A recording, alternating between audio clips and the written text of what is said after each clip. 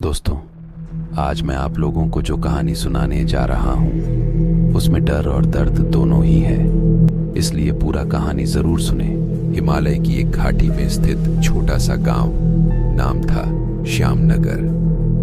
गांव के लोग साधारण और शांतिप्रिय थे, लेकिन यहाँ एक अजीब सी बात थी। यहाँ के लोग एक पुरानी डरावनी कहानी के बारे में बात करते थे जो पीढ़ियों से चलती आ रही थी। यह कहानी एक खूबसूरत और निर्दोष लड़की राधा की थी। राधा बहुत सुंदर और मासूम थी।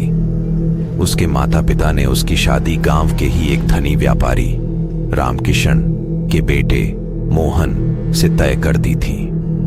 मोहन और राधा एक दूसरे से बहुत प्यार करते थे और उनकी जोड़ी गांव में आदर्श मानी जाती थी। शादी के कुछ ही दिनों बाद एक अजीब घटना घटी। एक रात राधा ने एक खौफनाक सपना देखा। उसने देखा कि एक अज्ञात साया उसे घसीटते हुए एक गहरे जंगल में ले जा रहा है। राधा ने इस सपने को केवल एक बुरा सपना समझकर नजरअंदाज कर दिया, लेकिन अगले ही दिन उसकी तबीयत अचानक बिगड़ने लगी। उसे तेज बुखार और बेचैनी होने लगी। उसके माता पिता और मोहन ने हर तरह से उसकी देखभाल की, पर उसकी हालत दिन ब दिन खराब होती गई। राधा को अब हर रात वही सपना आने लगा। धीरे धीरे उसे समझ में आने लगा कि यह कोई साधारण सपना नहीं है। एक दिन राधा ने अपने सपनों की बात गांव के पुजारी से की। पुजारी ने उसकी बात सुनी और उसे बताया कि यह सपना उसके पिछले जन्म से जुड़ा है।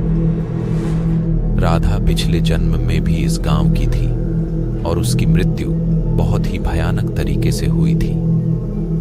उसके साथ एक भयंकर अन्याय हुआ था और अब वह आत्मा अपनी मुक्ति के लिए राधा को सताने लगी थी। पुजारी ने राधा को एक उपाय बताया। उसे बताया गया कि वह आत्मा केवल राधा के पुनर्जन्म की तलाश में है, ताकि वह अपने कष्टों से मुक्ति पा सके।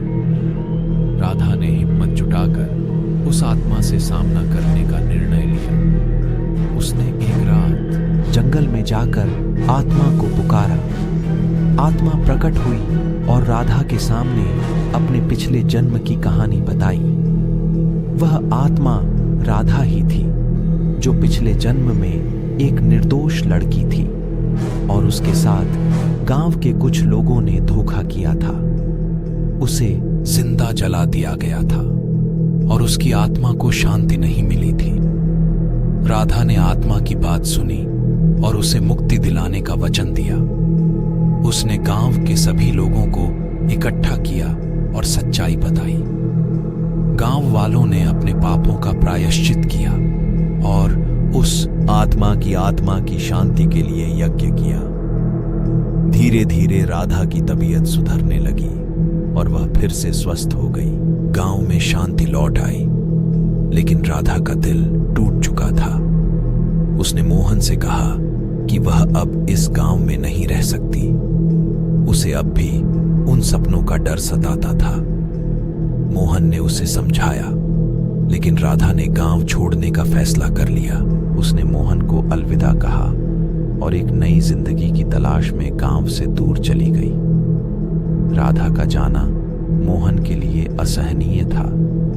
उसने अपने प्यार को खो दिया, लेकिन वह जानता था कि राधा के बिना उसकी जिंदगी अधूरी है। समय बीतता गया, लेकिन मोहन के दिल में राधा की यादें हमेशा जिंदा रहीं। इस कहानी में एक भूतिया डरावनी सच्चाई थी, जो प्यार की खूबसूरती और उसकी वेदना के साथ मिली हुई थी।